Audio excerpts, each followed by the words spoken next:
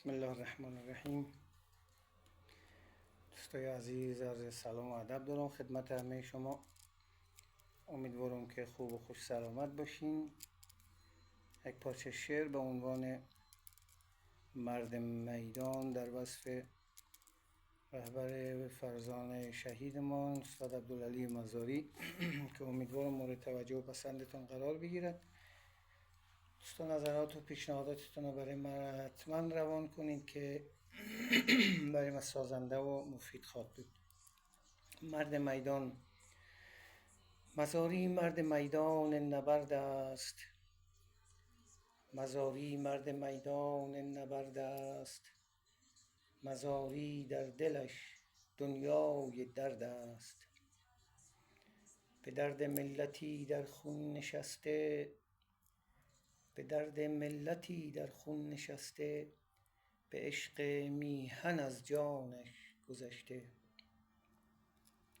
درون هر دلی گشته ستاره، درون هر دلی گشته ستاره، وجود او ز غمها پاره پاره.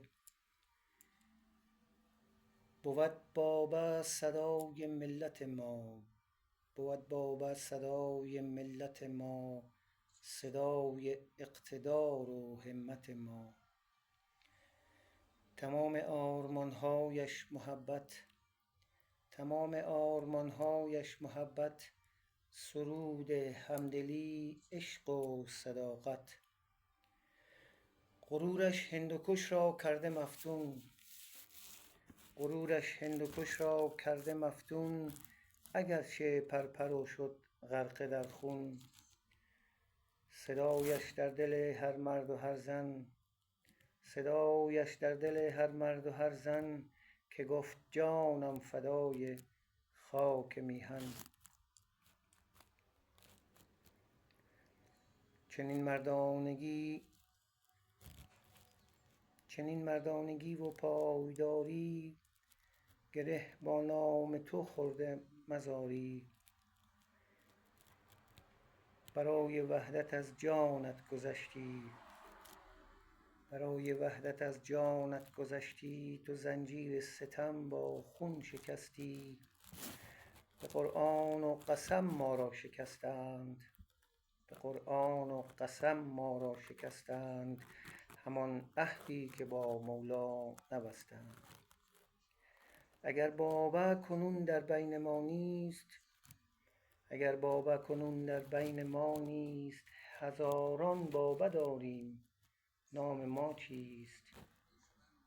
مزاری زنده با آن آرمان هاست، مزاری زنده با آن آرمان هاست، صدایش زنده در وجدان دنیاست.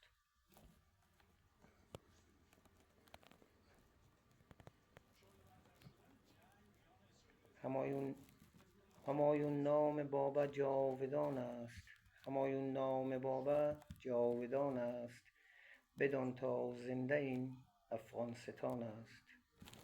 تقدیم بر روح پرفتوح استاد بزرگوار استاد عبدالعلی مزاری که